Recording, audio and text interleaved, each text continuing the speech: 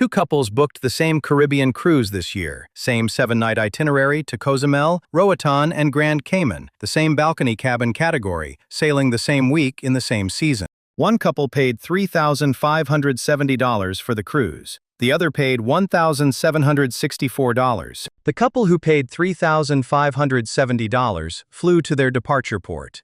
The couple who paid $1,764 drove to theirs. And the cruise line did nothing wrong, broke no rules, and hid nothing illegal. The entire difference came down to one decision both couples made before they ever compared prices: which port they sailed from.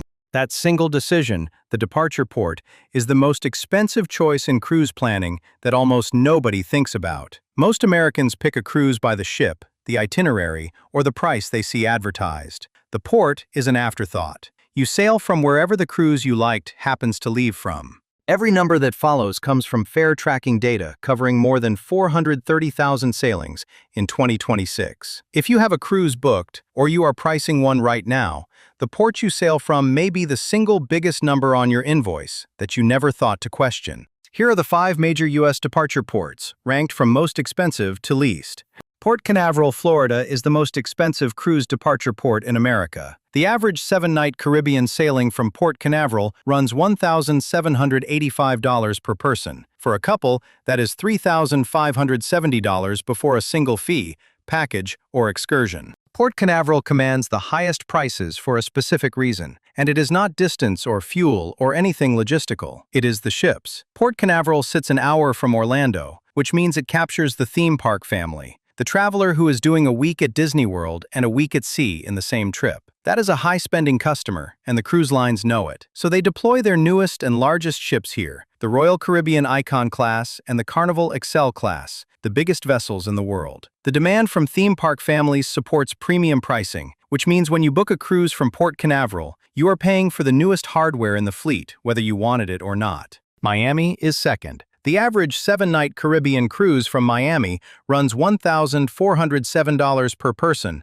or $2,814 for a couple. Miami is the busiest cruise port on the planet, with more ships and more cruise lines than anywhere else on Earth. That volume is the only reason Miami is cheaper than Port Canaveral, despite also hosting a fleet of premium megaships. When that many ships compete for passengers on the same weekends to the same destinations, no single line can push its prices as high as it could in a less crowded market. A Royal Caribbean ship out of Miami is competing directly against a Carnival ship, an MSC ship, a Norwegian ship, and a Celebrity ship, all leaving the same weekend for the same islands. That pressure holds Miami's prices below Port Canaveral, where Disney's theme park pull lets the lines charge more. But do not mistake second cheapest for cheap. Miami, at $2,814 for a couple, is still the second most expensive starting point in the country, and it is a full $1,000 more than Tampa for what is often a comparable Caribbean itinerary. The competition helps. It does not make Miami a value port. Then the gap opens up. Galveston, Texas averages $1,120 per person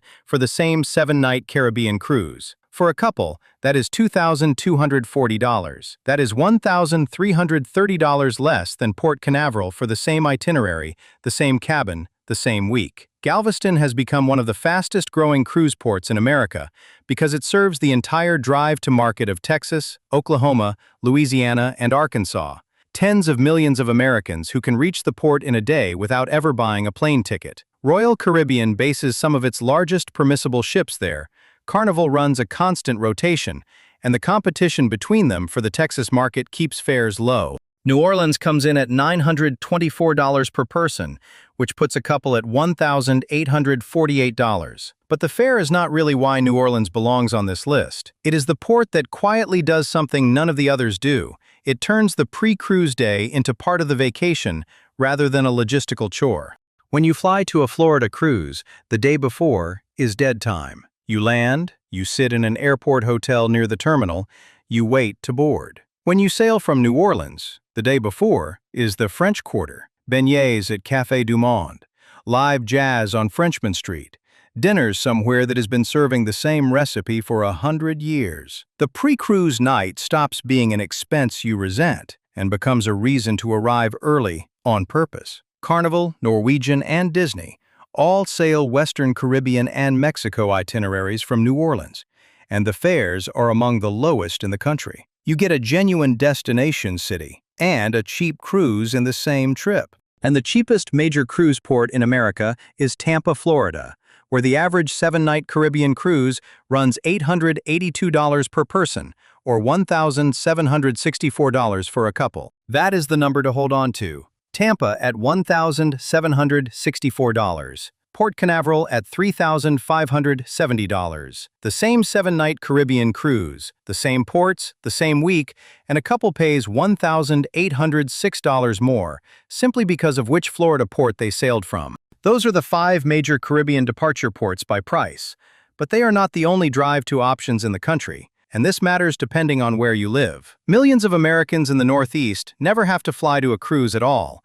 The Manhattan Cruise Terminal and the Cape Liberty Port in Bayonne, New Jersey, both sail Caribbean and Bahamas itineraries, drawing from Connecticut, New Jersey, Pennsylvania, and New York without a single plane ticket. The fares from the Northeast ports run higher than the Gulf because the sailing distance to the Caribbean is longer and the season is shorter. But for a Northeast couple, skipping airfare entirely can still land the total below flying to Florida. The point is not that Tampa is the answer for everyone. The point is that for almost every American, there is a closer port than the one they defaulted to, and the closer port is almost always cheaper once you count how you get there. If that is the kind of thing you want to know before you book rather than after, consider subscribing. This channel exists to close the gap between what you pay and what you are actually getting. Now the obvious question. If Tampa is barely 200 miles from Port Canaveral, both in the same state, both sailing to the same Caribbean islands, how is one nearly double the price of the other? The answer is a bridge. Every cruise ship leaving Tampa has to pass under the Sunshine Skyway Bridge to reach the open Gulf of Mexico. That bridge has a vertical clearance of 190 feet, and the newest generation of megaships, Royal Caribbean's Icon and Oasis classes, Carnival's Excel class, Norwegian's Prima class, are all simply too tall to fit under it, which means they cannot sail from Tampa at all. These are not close calls on height. The largest cruise ships ever built physically cannot enter Tampa Bay, and no amount of demand or pricing power changes that. What that means is Tampa can only host smaller, older ships. Vessels like the Carnival Paradise, the Rhapsody of the Seas, the Grandeur of the Seas, and the Norwegian Star. These are older ships, and older ships command lower fares. The bridge is the entire reason a Tampa cruise is cheaper. It is not a worse itinerary. It is not a shorter cruise. It is the same Caribbean sailing on an older ship, and the cruise lines price older ships lower because they have to. In January of 2026, a company proposed solving exactly this problem. The plan was to build a brand new cruise terminal on the Gulf side of the Skyway Bridge, on a 328-acre coastal tract, which would have let the giant ships sail from the Tampa area for the first time by avoiding the bridge entirely. It would have required dredging a 4.5-mile channel 60 feet deep. For a few weeks, it looked like Tampa might finally join the megaship ports. Then in March of 2026, the Florida governor signed a bill that killed the proposal permanently, adding protections to the surrounding aquatic preserve that made the terminal impossible to build. Local residents and environmental groups had opposed it from the start, so for the foreseeable future, Tampa stays exactly what it is, a small ship port and a cheap one. The bridge that frustrates the cruise lines is the same bridge that protects your wallet. Here is the part the cruise industry would prefer you not think too hard about. The premium you pay to sail from Port Canaveral is a premium for a bigger ship. Not a better itinerary, not a better destination, not more time in the Caribbean, a bigger ship. And for a lot of travelers, particularly couples over 55, the bigger ship is not actually the better experience. A megaship carries 6,000 or 7,000 passengers. It has water parks, go-kart tracks, surf simulators, and a dozen restaurants you will need reservations for. It also has longer lines, more crowds, a slower embarkation, and a general theme park intensity that a lot of experienced cruisers actively try to avoid. A smaller ship out of Tampa carries 2,000 or 3,000 passengers, which means shorter lines, an easier embarkation, and a calmer, more traditional feel on board. For a couple who wants to see Cozumel and Grand Cayman and enjoy a relaxed week at sea, the smaller ship is not a downgrade. It is arguably the better vacation, and it costs $1,800 less. You are being charged a premium for attractions you may not want, on a ship that may be more crowded than you would like, because the cruise line makes more money deploying that ship to the port with theme park demand. If you are wondering whether the departure port is worth rethinking, this next part is where the number gets larger, because the fare is only part of the total cost. The cruise fare is what shows up when you compare ports, but the real cost of sailing from a given port includes how you get there, where you park,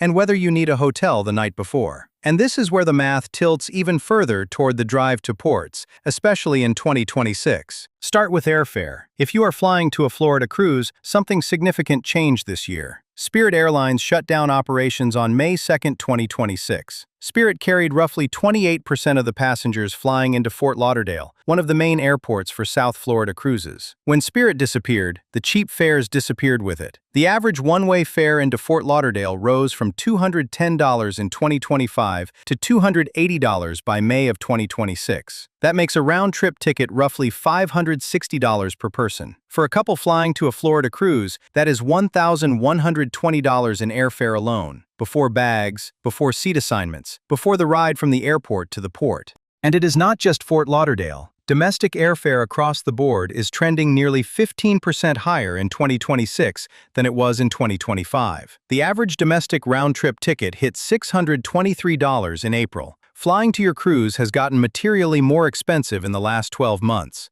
Now compare that to driving. The couple who drives to Galveston from Dallas, or to Tampa from Atlanta, or to New Orleans from Memphis pays for gas. Using the 2026 IRS mileage rate of 72.5 cents per mile, which accounts for fuel and wear on the vehicle, a 300-mile drive each way costs roughly $435 all in. For the whole couple, not per person. That is less than the airfare for a single flying passenger, and it covers both people. Then parking. If you drive, you park at the port, and parking costs vary more than you would expect. Miami charges $35 per day, which on a 7-night cruise, billed for 8 days, comes to $280. Port Canaveral runs $17 to $21 per day. Off-site lots near every major port offer shuttle service at rates 20 to 40% below the official terminal parking. A Galveston off-site lot can run $14 a day with a free shuttle to the terminal.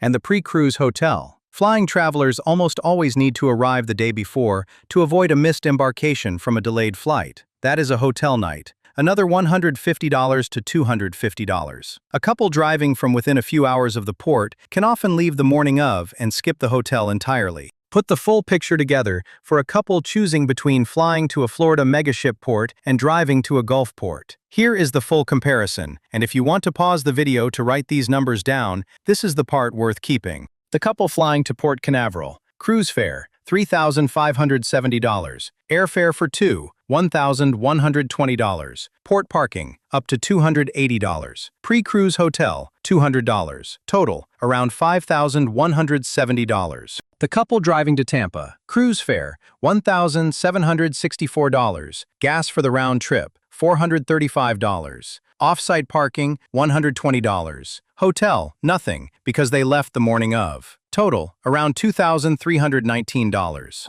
Same 7-night cruise, same 3 islands, same balcony cabin, same week of the year. A difference of roughly $2,850 for the couple, and the only thing that changed was the port they left from and whether they drove or flew. That is not a rounding error or a lucky sail. That is the structural cost of defaulting to the port everyone defaults to versus the port the math actually favors. So here is the honest verdict. Port Canaveral is the one to avoid if value matters to you, because the premium buys a bigger ship rather than a better trip. It earns its cost only if you are pairing the cruise with an Orlando theme park week. Miami sits just below it, held down by competition, but still a premium starting point once you add airfare and parking on top. The two that actually save you the money are Galveston and Tampa. Galveston is the value winner for the entire middle of the country, drawing from a drive to market of tens of millions of Americans in Texas, Oklahoma, Louisiana, Arkansas, and up into the Midwest who never buy a plane ticket to reach it. Tampa is the outright cheapest port in America, where the same bridge that keeps the megaships out is the one that keeps your fare down. The cruise lines are not doing anything wrong by pricing ports this way. Bigger ships cost more, theme park demand supports premium pricing, and Miami's competition keeps it in the middle. All of that is rational, but none of it is explained to you when you book. You see a cruise you like, you see the port it sails from, and you book it without ever knowing that the identical cruise from a port 300 miles away costs $1,800 less. Before you book any Caribbean cruise in 2026, do one thing first. Find every cruise port within a day's drive of where you live. For most of the country, that is more ports than you would expect. Then check whether the itinerary you want sails from any of them. If it does, compare the total cost, fare, plus gas instead of airfare, plus off-site parking, minus the pre-cruise hotel. For a huge number of American cruisers, especially anyone in the middle of the country, the drive to port wins by $2,000 or more. The cheapest cruise is very often the exact same cruise. You just have to leave from the right place.